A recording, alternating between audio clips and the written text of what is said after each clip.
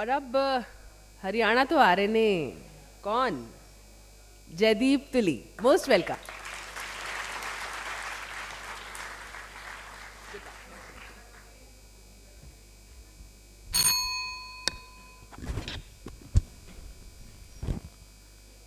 मैं इसके नाज उठाता हूं तो ये ऐसा नहीं करती।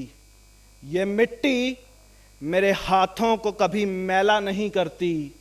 शहीदों, क्रांतिकारियों, फकीरों की जमी है जिसे हिंदुस्तान कहते हैं। मां बंजर भी हो तो बुज़दिल कभी पैदा नहीं करती। उभरती उमंगें, उभरती अदाएं, जिंदा दिल्ली के शहर दिल्ली की गूंजती हवाएं और जिंदाबाद हिंदुस्तान के फलक के नीचे इस खूबसूरत सभा में उपस्थित एक एक कदम को जयदीप की तरफ से बहुत ही अदब, इज्जत, सम्मान, सत्कार, मोहब्बत भरा नमस्कार, प्रणाम, सलाम, सत श्री अकाल, जय हिंद। रक्त की धार से मेरे वतन की बात हो जाए, वतन ही धर्म हो मेरा, वतन ही जात हो जाए। इबादत कर मैं कहता हूं मेरे मालिक मेरे दाता, तिरंगे में लिपट आना मेरी सौगात हो जाए। क्षमा कीजिएगा यदि हम किसी दूसरे देश के झंडे जला देने या उसके मुर्दाबाद के नारे लगा देने को ही देशभक्ति समझते हैं तो शायद हम गलत हैं, क्योंकि हमारी देशभक्ति, हमारी संस्कृति हमें सिखाती है कि हम कहें हिंदुस्तान जिंदाबाद, ये सारा जहान जिंदाबाद। क्योंकि हमने सीखा सर्वे भवन्तु सुखिना, सर्वे संतु निरामया, वासुदेव कुटुंबकम। और गुरु नानक देव साहब कहते हैं अवल अल्लाह नूर उपाया, कुदरत के सब बंदे एक नूर ते सब जग उपजा, कौन पले कौन मंदे। और यदि हम राष्ट्रगान का सम्मान कर देने या भारत माता के जोर शोर से नारे लगा देने को ही देशभक्ति समझते हैं तो शायद हम गलत हैं। क्योंकि असली देशभक्ति वो है जब एक इंसान पूरी निष्ठा, पूरी लगन, पूरे समर्पण के साथ अपना कार्य करता है और राष्ट्र हित में अपना योगदान दे देता है। असली देशभक्ति वो है जब एक शिक्षक पूरी ईमानदारी के साथ शिक्षा प्रदान करता है और कैप्टन तान्या शेरगिल जैसी योद्धाएं समाज को देता है। असली देशभक्ति वो है जब एक पत्रकार निष्पक्ष रूप से खबर दे देता है। असली देशभक्ति वो है जब हम किसी नेता को वोट उसकी जाति या नाम देख करके नहीं बल्कि उसका काम देख करके देते हैं। असली देशभक्ति वो है जब हम जल को व्यर्थ बहने से रोक लेते हैं। असली देशभक्ति वो है जब हम किसी बुजुर्ग को सड़क पार करवा देते हैं। असली देशभक्ति वो है जब हम अपना टैक्स ईमानदारी से जमा कर देते हैं। असली देशभक्ति वो है जब हम देश के शहीदों और उनके परिवारों का सम्मान कर देते हैं। और असली देशभक्ति वो है दोस्तों जब हम 250 रुपए की टिकट खरीदकर कोई डर्टी पिक्चर नहीं बल्कि 70 रुपए की झाड़ू खरीदकर देश की सफाई में योगदान देते हैं। और जब इस देश का युवा अपने धर्म, अपनी संस्कृति को मानने की नहीं स्वामी विवेकानंद की तरह से जानने की जिज्ञासा रखता है, तब प्रकट होती है असली देशभक्ति। और ईमानदारी से किया हुआ हर एक कार्य देश प्रेम कहलाता है। नेहरू युवा केंद्र के इस मंच से मैं कविता जी की बात कह देना चाहता हूं कि कथानक व्याकरण समझे तो सुरभित छंद हो जाए, हमारे देश में फिर से सुखद मकरंद हो जाए। मेरे ईश्वर मेरे मालिक ये कविता मांगती तुझसे, युवा पीढ़ी संभल करके विवेकानंद हो जाए। और यहां मैं उस देश की बात करता हूं जिस देश में सुदूर तमिलनाडु के रामेश्वरम के धनुषकोटि के एक मल्लाह का बेटा इस देश की नैया का खेवैया बनता है।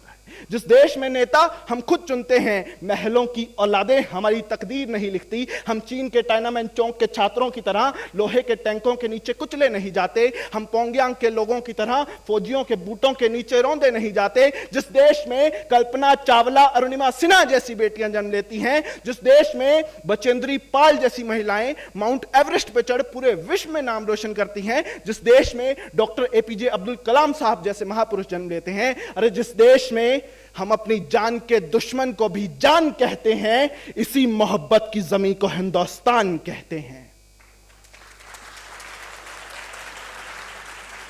नवीन भारत के युवा दोस्तों, मैं आपसे एक कह देना चाहता हूं कि हमारे राष्ट्र का निर्माण तब होगा जब हम अपने चरित्र का निर्माण करेंगे। और हमारे चरित्र का निर्माण तब होगा जब हम अपनी संस्कृति का पूरी निष्ठा और ईमानदारी के साथ निर्वहन करेंगे। क्योंकि जब स्वामी विवेकानंद उस विश्व प्रसिद्ध शिकागो की यात्रा पर जाने वाले थे, उससे पहले उन्होंने मां शारदा से अनुमति मांगी कि हे मां, क्या मैं अब अपनी संस्कृति का प्रचार कर सकता हूं? तो मां शारदा ने उन्हें कहा, हे नरेंद्र, जरा मुझे वो चाकू पकड़ाइएगा। तो जब स्वामी विवेकानंद ने वो चाकू मां शारदा को पकड़ाया तो मां शारदा ने कहा कि हाँ, अब तुम पूरे विश्व में अपनी संस्कृति का प्रचार प्रसार करने के लिए स्वतंत्र हो, तुम जा सकते हो। तो स्वामी विवेकानंद ने बड़े आश्चर्य से पूछा कि मां, आपने तो मुझसे कोई परीक्षा ली ही नहीं, आपने तो मुझसे कुछ पूछा ही नहीं और पूरे विश्व में जाने की अनुमति दे दी, कैसे? तो मां शारदा ने कहा कि जब मैंने तुमसे चाकू मांगा तो तुमने चाकू का वो हिस्सा पकड़ा जो धार वाला था, जिससे चोट लग सकती थी, और मेरी तरफ वो हिस्सा किया जो लकड़ी वाला था, जो सुरक्षित था। इस छोटे से कृत्य को करते हुए भी तुमने अपने हित से पहले दूसरे के हित की चिंता की। और साथियों, मुझे लगता है जब हम अपने हित से पहले दूसरे के हित की चिंता की चेतना का अपने व्यक्तित्व में निर्माण कर लेंगे, तभी होगा राष्ट्र का निर्माण।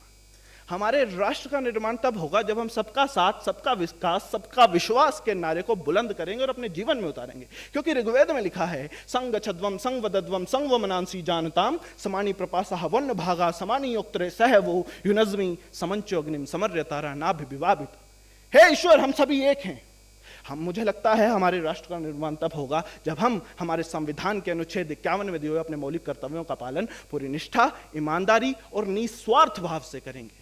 क्योंकि द्वारिकाधीश भगवान श्री कृष्ण ने श्रीमद् भगवत गीता में कहा है, कर्मण्येवाधिकारस्ते मा फलेषु कदाचना कर्म फल हेतु भूमाते संगोस्तव कर्मणि। गुरवाणी कहती है, कीरत करो, नाम जपो, वंड शको, और इतना ही नहीं, कुरान शरीफ में लिखा है, इल्लल्लाह ला युगय्यरो माबे कौमिन अतः युगय्यरो माबे अनफुसिहिम, जिसका अर्थ है खुदा किसी भी कौम की हालत को तब तक नहीं बदलता जब तक वहां का इंसान कर्तव्य न करे, कार्य न करे, कर्म न करे, अपने कर्तव्यों का पालन न करे। परंतु एक विडंबना हमारे समाज में है कि हमारे समाज में हिंदू पैदा होते हैं, मुसलमान, सिख और ईसाई भी पैदा होते हैं, बदकिस्मती से इंसान पैदा नहीं होते। और मुझे लगता है ना हिंदू की जरूरत है, ना मुसलमान की जरूरत है, राष्ट्र निर्माण के लिए केवल अच्छे इंसान की जरूरत है। और मेरे स्वरचित भाव हैं, कभी निर्माण की बातें, कभी अरमान लिखता हूं, मनुजता को बना मजहब यही फरमान लिखता हूं, स्याही रुक गई जो कर कलम से फिर कहीं मेरी, रक्त की धार से अपने मैं हिंदुस्तान लिखता हूं।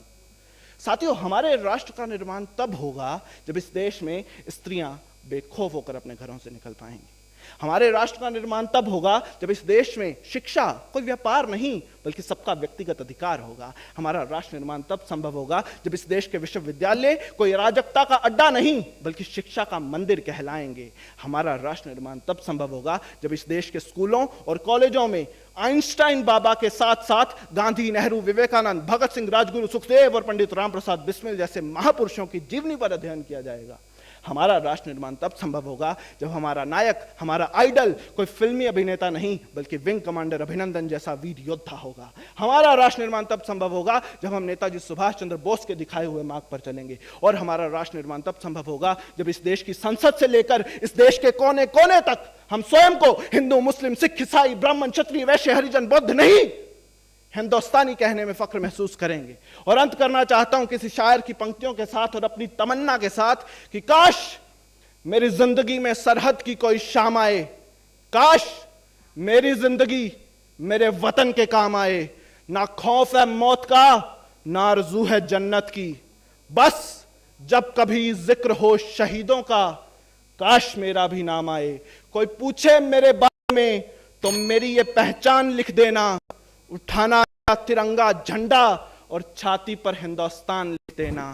कोई पूछे पागल था वो कौन, तो भगत सिंह और क्रांतिकारियों का चेला और इनकलाब का गुलाम लिख देना। और बचा हो जो जिस्म में लहू मेरे, निकालना उसे, फेंकना जमीन पर और मां तुझे सलाम लिख देना। धन्यवाद। स्वराष्ट्र जिंदाबाद।